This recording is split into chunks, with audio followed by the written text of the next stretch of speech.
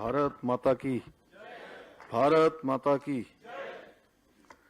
भारतीय मानक ब्यूरो के 19वें स्थापना दिवस के अवसर पर मंच पर आसीन हमारे राजपुर विधानसभा के लोकप्रिय विधायक आदरणीय खजानदास जी, रायपुर विधानसभा के लोकप्रिय विधायक उमेश शर्मा काऊ जी, कैंट विधानसभा की लोकप्रिय विधायक श्रीमती सविता कपूर जी, भारतीय मानक ब्यूरो के director Shri Saurabh Tiwari ji, brigadier KG. बहल जी, दुर्गेश पंत जी और सभी यहाँ पर आए हुए हमारे पंकज जी समेत सभी उपभोक्ता संघों से, उद्योग समूह से, व्यापार समूह से आए हुए सभी प्रतिनिधिगण, सभी अधिकारीगण, सभी अतिथिगण, मैं आप सभी का आज इस अवसर पर यहाँ पर हृदय से आप सबका स्वागत करता हूँ, आप सबका अभिनंदन करता हूँ। मेरे लिए प्रसन्नता का विषय है कि मुझे आज भारतीय मानक ब्यूरो के स्थापना दिवस के अवसर पर आप सभी के बीच में इस कार्यक्रम में उपस्थित होने का शुभ अवसर प्राप्त हो रहा है।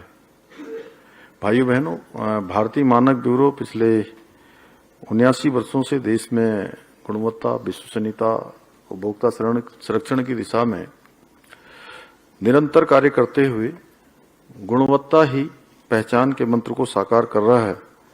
1947 में ये संस्था प्रारंभ हुई और इसकी गौरवशाली यात्रा आज BIS के रूप में देश की औद्योगिक, वैज्ञानिक एवं आर्थिक प्रगति की बहुत मजबूत आधारशिला बन चुकी है।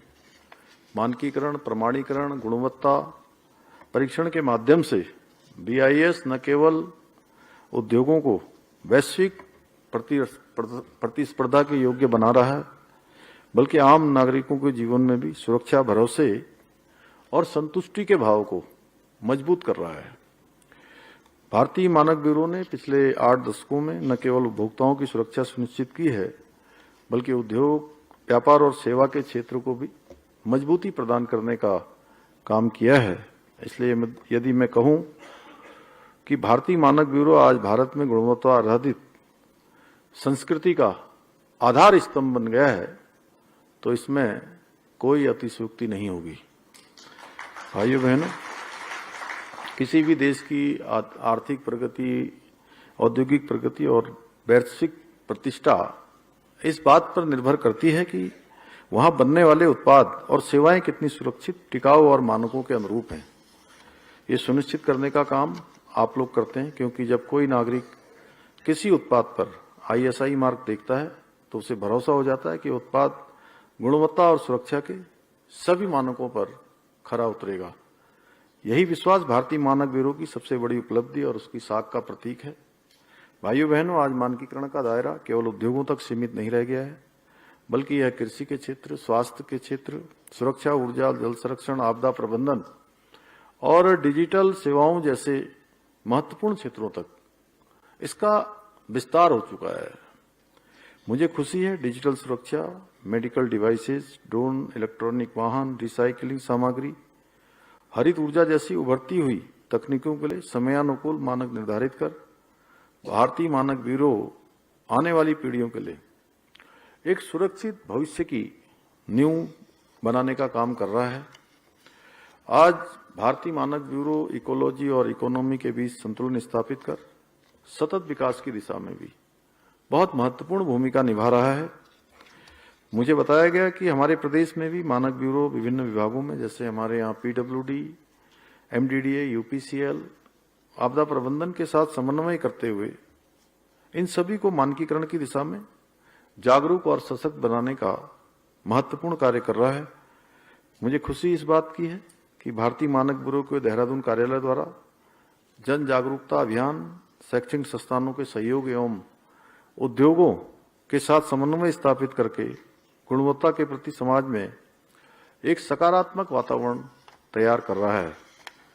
भाइयों बहनों, आज आदरणीय प्रधानमंत्री श्री नरेंद्र मोदी जी के दूरदर्शी नेतृत्व में आत्मनिर्भर भारत, मेक इन इंडिया जैसे संकल्प केवल नारे नहीं, बल्कि देश की आर्थिक, औद्योगिक और तकनीकी प्रगति के मजबूत आधार स्तंभ बन चुके हैं।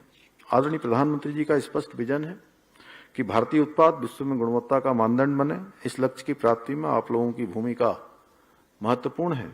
हमारे प्रदेश की सरकार भी अपने स्थानीय और पारंपरिक उत्पादों में जैसे हस्तशिल्प, जैविक कृषि उत्पाद, औषधि जड़ी बूटियां, स्थानीय खाद्य उत्पादों के लिए उच्च गुणवत्ता वाले मानक स्थापित करने की दिशा में भी निरंतर कार्य कर रही है।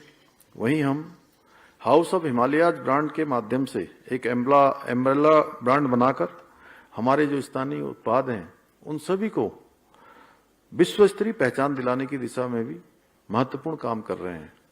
और इसमें भी सबसे महत्वपूर्ण है कि हमारी मातृशक्ति महिलाओं के द्वारा जो उत्पाद बनाए जा रहे हैं उनकी पहचान बढ़ने के साथ उनकी मांग भी बहुत तेजी से बढ़ रही है। भाइयों बहनों, आज आवश्यकता है अच्छी गुणवत्ता वाली हमारी आदत भी बने और एक ये जन आंदोलन का रूप भी ले, क्योंकि गुणवत्ता की मांग करना केवल उपभोक्ता का अधिकार नहीं बल्कि आधार हमारे विकसित भारत का भी है। आत्मनिर्भर भारत के निर्माण के लिए भी हर एक नागरिक की ये जिम्मेदारी भी है। अगर हम गुणवत्ता को अपनी आदत में बना लेंगे तो न केवल हम विश्व के सभी मानकों पर खरे उतरेंगे बल्कि एक समय ऐसा भी आएगा कि जब हमारे उत्पाद वैश्विक मानक तय करेंगे।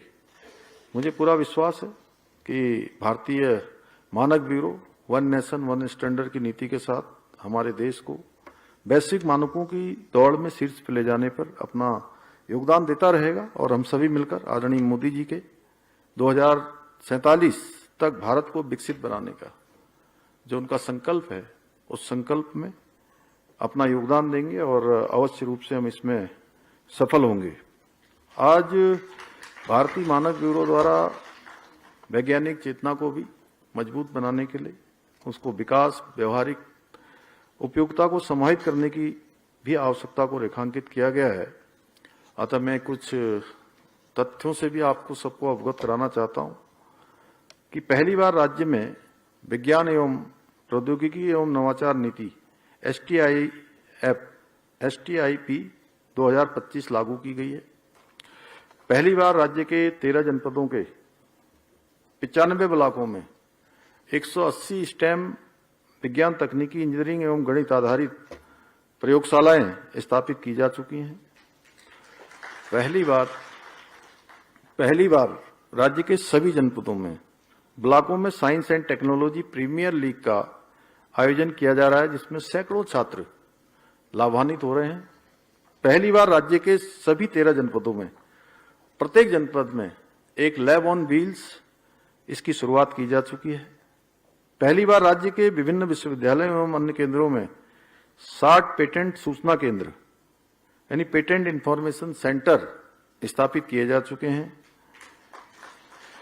पहली बार राज्य में महिलाओं के लिए समर्पित C4STEM कार्यक्रम प्रारंभ किया गया है जिसके माध्यम से सैकड़ों महिलाएं आज लाभान्वित हो रही हैं।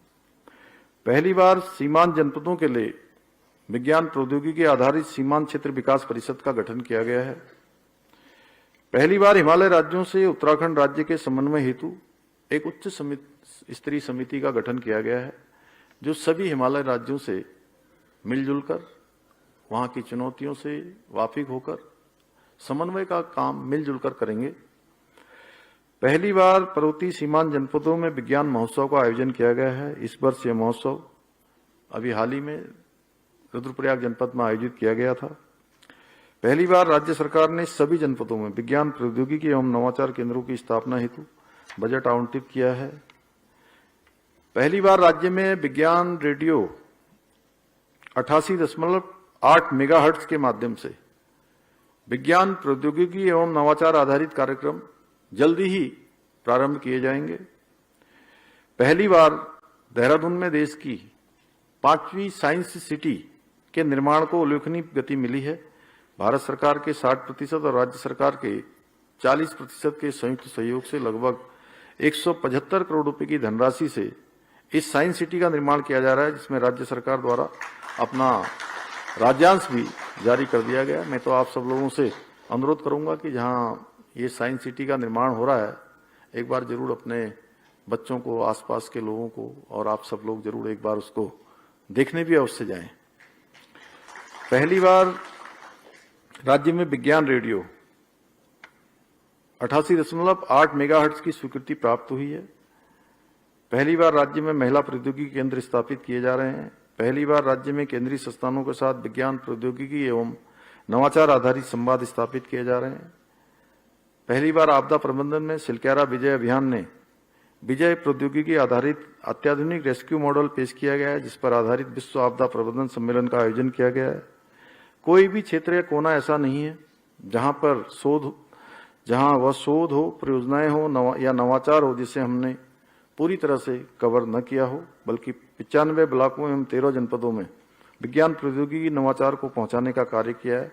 और यह भी पहली बार हुआ है। पहली बार राज्य में ई गवर्नेंस GIS आधारित विज्ञान एवं प्रौद्योगिकी मॉडल स्थापित करने के उद्देश्य से जिला चंपावत डैशबोर्ड तैयार किया गया है तथा जनपद रुद्रप्रयाग हेतु कार्य प्रगति पर है।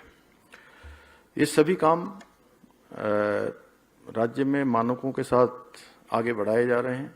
मैं आज के इस अवसर पर एक बार फिर से भारतीय मानक ब्यूरो टीम की पूरी टीम को बहुत धन्यवाद करते हुए उनको आज के स्थापना दिवस के अवसर पर सबको बधाई देते हुए मैं अपनी बात समाप्त करता हूं। धन्यवाद।